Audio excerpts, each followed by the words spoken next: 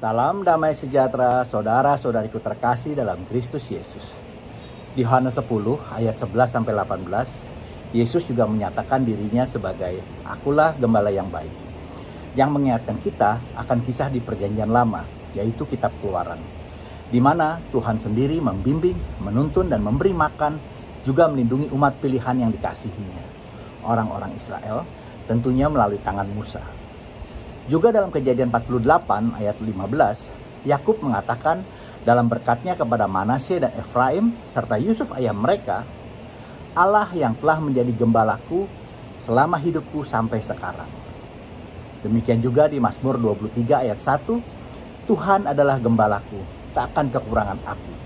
Ia membandingkan aku di padang rumput yang berumput hijau, ia membimbingku ke air yang tenang, dan seterusnya. Daud pun mengatakan, Tuhanlah gembalaku. Bayangkan, sejak perjanjian lama, Tuhan sudah menunjukkan semuanya. Bahkan kembali ditegaskan di perjanjian baru, bahwa jika kita menerima Yesus sebagai gembala baik kita, maka Tuhan yang hadir dalam Yesus akan tinggal bersama kita. Sehingga hidup kita menjadi penuh, dan kita tidak akan lagi butuh yang aneh-aneh. Istimewa bukan? Karena dia akan mengantar kita kepada rencana indahnya. Yesus menyatakan dirinya sebagai gembala yang baik, juga merupakan penggenapan dari nubuat Yeskiel dalam Yeskiel 34, di mana Allah berfirman, saat para pemimpin Israel yang seharusnya menjadi gembala baik yang mengayomi, tapi malah menjadi gembala-gembala palsu yang mengembalakan dirinya sendiri untuk kepentingan dirinya sendiri, maka Tuhan menyatakan akan mengirim gembala yang baik, bahkan dia sendiri yang akan mengembalakan umatnya Israel. Maka dari itu Tuhan adalah gembala yang baik. Ini jadi seperti janji Yesus. Di Yeskiel 34 ayat 15-16. Aku sendiri akan mengembalakan domba-dombaku, dan aku akan membiarkan mereka berbaring. Demikianlah firman Tuhan Allah. Yang hilang akan kucari, yang tersesat akan kubawa pulang, yang luka akan kubalut, yang sakit akan kukuatkan, serta yang gemuk dan kuat akan kulindungi. Aku akan mengembalakan mereka sebagaimana seharusnya. Sementara gembala yang buruk hanya mementingkan dirinya sendiri dan bukan berbuat dan mengayomi domba-dombanya. Di zaman itu, gembala adalah profesi yang umum, namun menunjukkan sosok kepemimpinan yang penuh resiko dan berat sekali tanggung jawabnya. Sehingga seorang gembala, selain keberanian, juga harus memiliki keahlian dan kecakapan yang khusus untuk mampu mengembalakan domba-domba gembalaannya. Seperti kemampuan mengarahkan, memelihara, dan menyediakan makan, melindungi, juga membebaskan. Serta yang tidak kalah pentingnya adalah membangun relasi.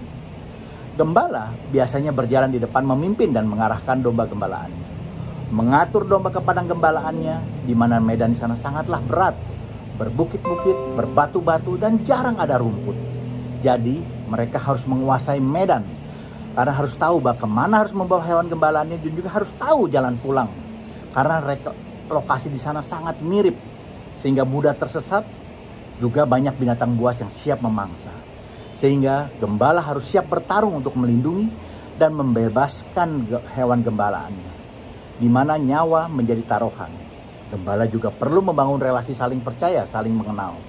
Dia mengenal semua dombanya, dan dombanya juga mengenal suara dia. Yohanes 10 ayat 14, akulah gembala yang baik, dan aku mengenal domba-dombaku, dan domba-dombaku mengenal aku. Sangat gamblang dikatakan, Tuhan sangat mengenal setiap dari kita. Dia tahu kelebihan dan kekuatan kita, termasuk juga kelemahan dan kekurangan kita. Dengan demikian, Tuhan tahu apa yang paling cocok bagi kita, tujuan hidup kita, juga masa depan kita. Bukankah kalau kita benar-benar mengenal Dia, tentunya kita pun akan berani mempercayakan hidup kita kepadanya, dan membiarkan Tuhan menuntun, membimbing, serta menentukan jalan hidup kita, dan selalu mengandalkannya. Kalau kita perhatikan, sepertinya pernyataan Yesus, gembala yang baik ini, kuncinya adalah Tuhan menyediakan segala sesuatu kebutuhan kita. Tuhan akan memberikan apa yang kita butuhkan, bukan apa yang kita minta. Sehingga kita menjadi penuh dan tidak kekurangan apapun. Melalui kisah gembala ini, sepertinya juga dapat dikatakan bagaimana sifat-sifat seorang pemimpin. Jadi sepertinya di sini Yesus mau menunjukkan bagaimana sifat kepemimpinan yang baik. Ini bukan hanya untuk para pastor dan romo, tapi kita semua, di mana saat kita diminta menjadi gembala-gembala kecil, seperti menjadi kepala keluarga atau ibu rumah tangga, atau memimpin tim kecil di kantor, dan juga saat diminta menjadi pemimpin jemaat, misalnya jadi ketua lingkungan, ketua wilayah, ketua seksi, ketua bagian, atau di dalam ketua kategorial, misalnya ketua persekutuan doa, dan lain sebagainya. Kita semua diminta untuk melakukannya dengan penuh keseriusan dan penuh tanggung jawab, sehingga domba-domba yang dipercayakan dapat dipersatukan, agar dapat melayani lebih dalam lagi, bersatu dan tidak tercerai-berai, tidak terpecah-pecah, atau bahkan tidak menjadi ribut sendiri. Di sini diperlukan sifat kepemimpinan yang bijak dan kuat, yang akan dapat diteladani dari Yesus. Untuk itu, mari kita belajar dari pengalaman hidup kita, di mana Tuhan dengan setia telah mengembalakan hidup kita. Dia berkali-kali membuktikan betapa Dia tidak pernah meninggalkan kita sendirian. Hanya kadang kita sendiri yang kurang menyadarinya dan kurang memberinya tempat di dalam hati kita. Untuk itu, rasanya mulai sekarang kita perlu menempatkan hidup kita di dalam tangan Tuhan. Dan biarkan Tuhan menjaga kita dan memberikan kita rasa aman yang real. Kita hanya perlu berserah kepada Tuhan dan meletakkan hidup kita dalam tangannya. Selanjutnya, tugas Tuhanlah untuk menjaga, memelihara, dan memberikan kita keselamatan.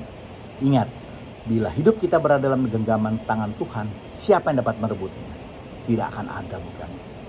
Roma 8 ayat 38-39. Sebab aku yakin bahwa baik maut maupun hidup, baik malaikat-malaikat maupun pemerintah-pemerintah, baik yang ada sekarang maupun yang akan datang, atau kuasa-kuasa, baik yang di atas maupun yang di bawah, ataupun sesuatu makhluk lain, tidak akan dapat memisahkan kita dari kasih Allah yang ada dalam Kristus Yesus Tuhan kita. Bila ada masukan, mohon berikan komentar Anda. Jangan lupa di like dan subscribe, juga di share agar kita dapat saling memberkati. Amin. Tuhan Yesus memberkati kita semua.